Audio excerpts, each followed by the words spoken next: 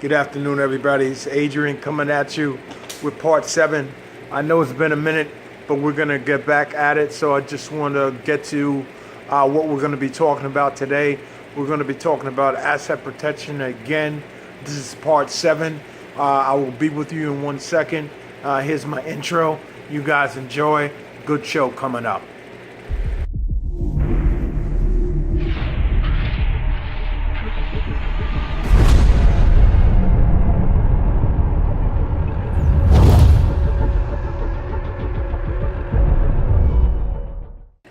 Good afternoon, Facebook. Good afternoon, YouTube.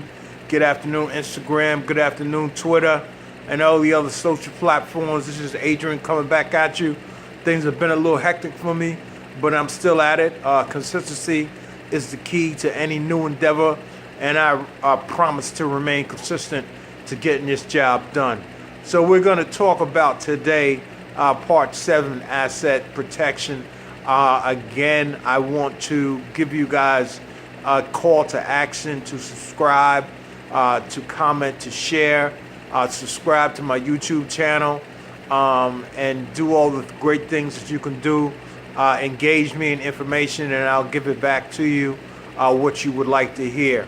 So today we're going to talk about something called LLCs and LPs, limited protection and limited liability companies. Okay, so and remind yourself that this is not a corporation.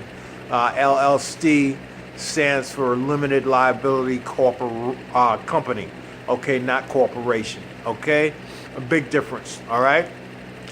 So with that being said, I just want to be clear that rule number 7 states that LLCs and LPs are excellent asset protection entities.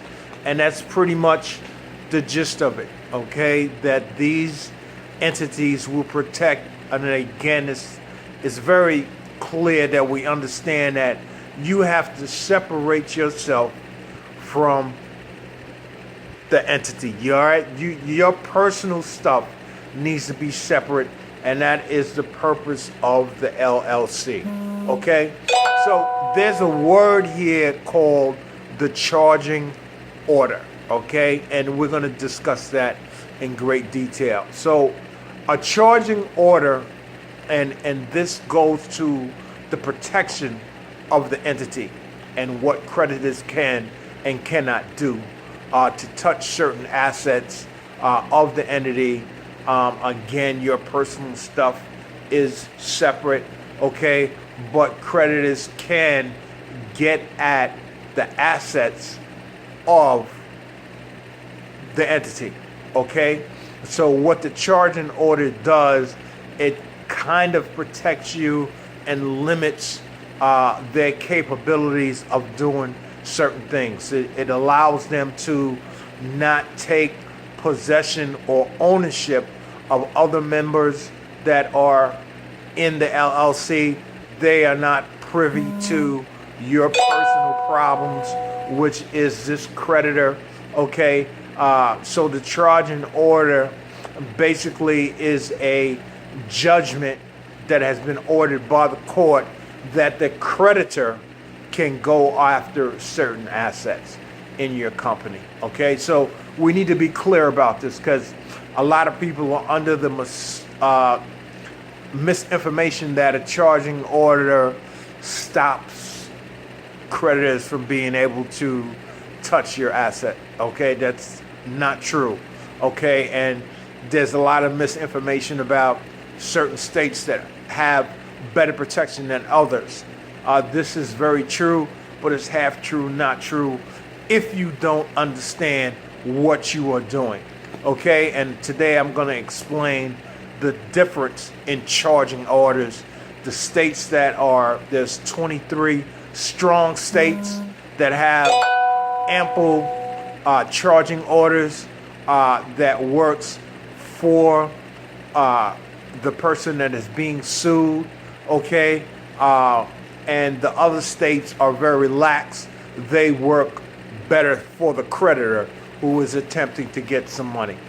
So let me say this in order that a charging order means that a member of an LLC becomes a debtor. So a debtor is a person that is owing money.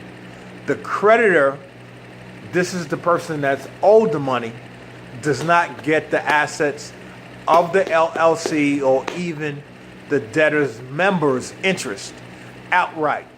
Okay?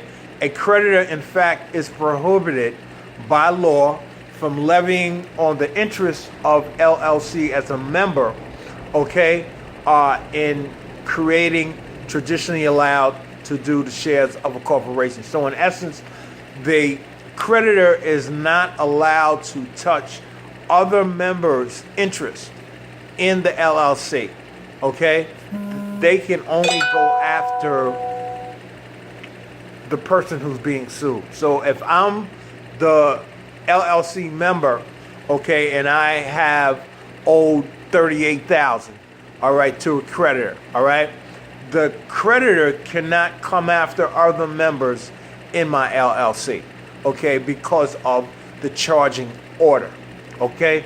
So the charging order places a lien against the debtor, that's me, okay, I owe $38,000, okay? The charging order places a lien against the debtor's economic rights or my dispositions that I'm getting, monies that I'm getting from my proceeds, from my capital gains, from all the deals that I'm making, okay? Because the creditor has a lien, the creditor is not a member, and therefore he's not responsible by law for the taxes of the LLC that flow through the members. So he can't touch the members. Now, it needs to be clear that a creditor can get at the assets of myself, okay? The charging order will allow any distributions, any money that I'm getting that can go towards the creditor, all right? Not my personal belongings, not my house, not my car, not any of those things. That stuff is untouchable because I've created the LLC. But they can get at my distributions and my monies inside the LLC, not the interests of my members and partners, okay, but solely Adrian Williams, all right? So there are some states, and I'm going to name two, Wyoming and Nevada, that offer strong charging orders, okay? And again, this term is very, very key to understanding how this process works.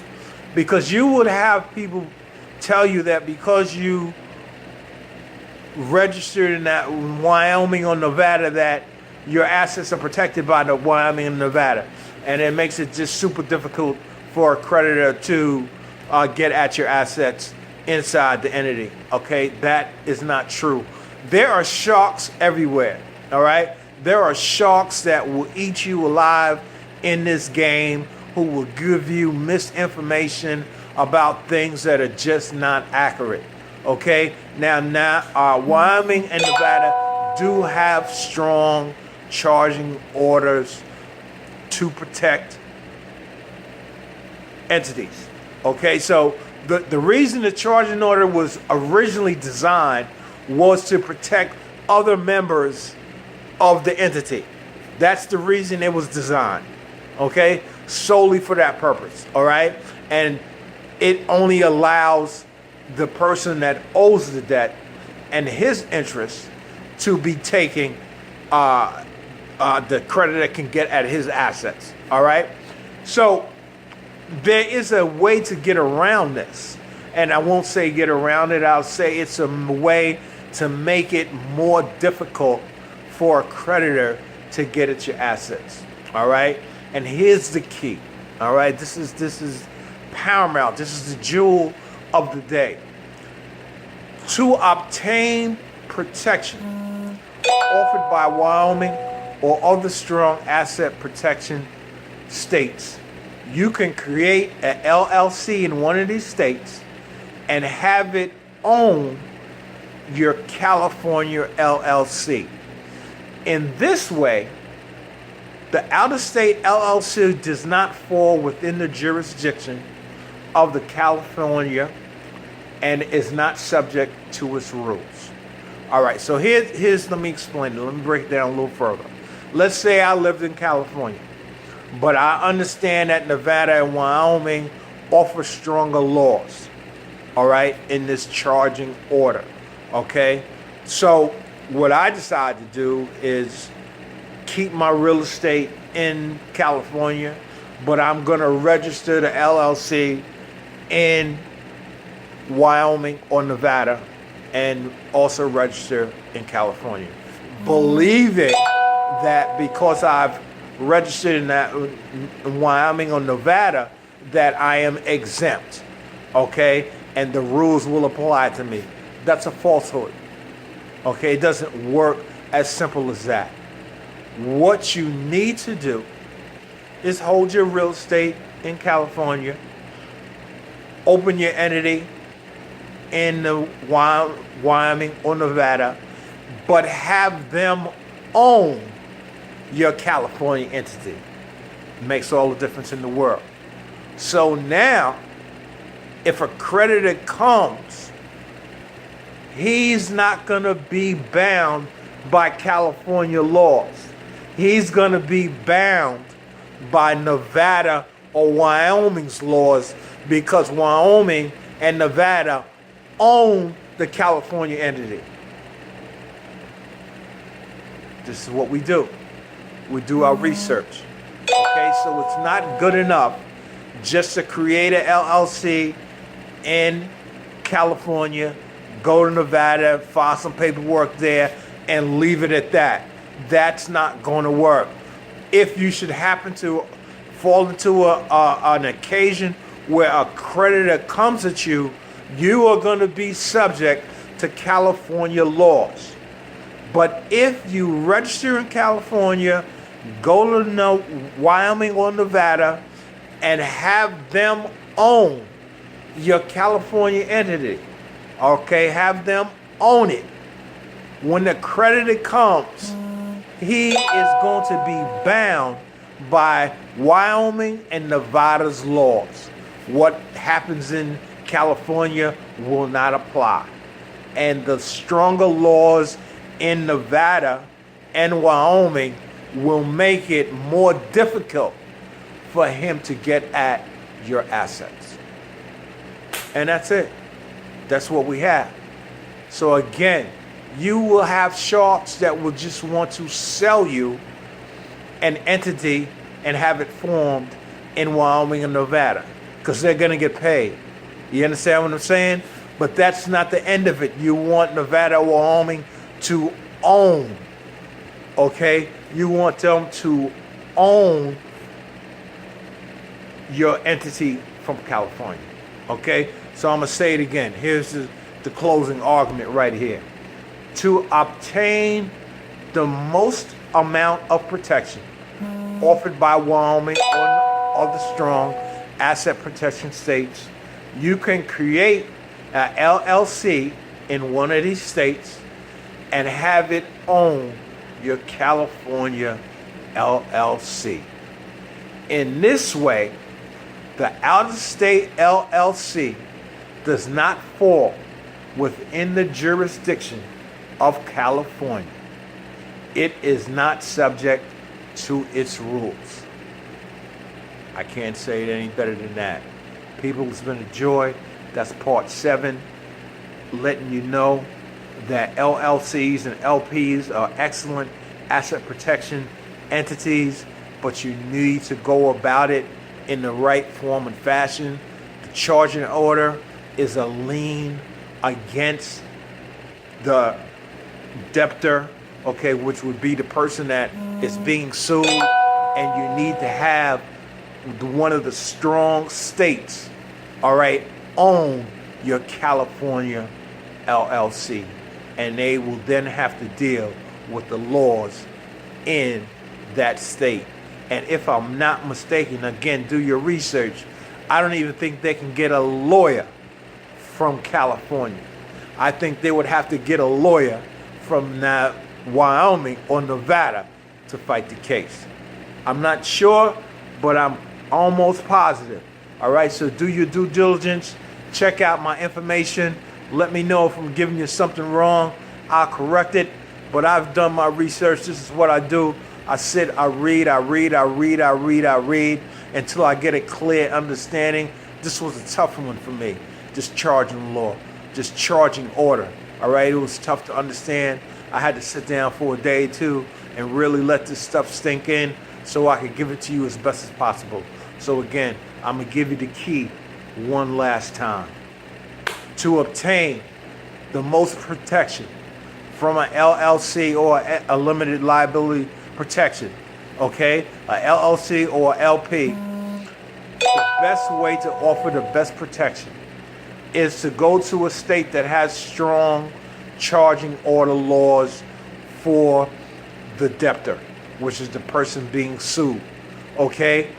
You can create an LLC in one of these states and have it own your California LLC.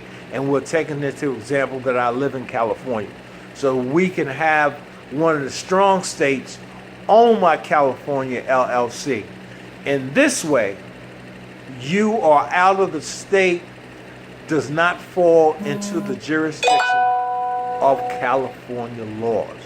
You are going to fall into the jurisdiction of Wyoming or Nevada. All right? With that being said, I know this is a kind of lengthy one. With that, this is Adrian, part 7. I'll see you guys later. Take it easy.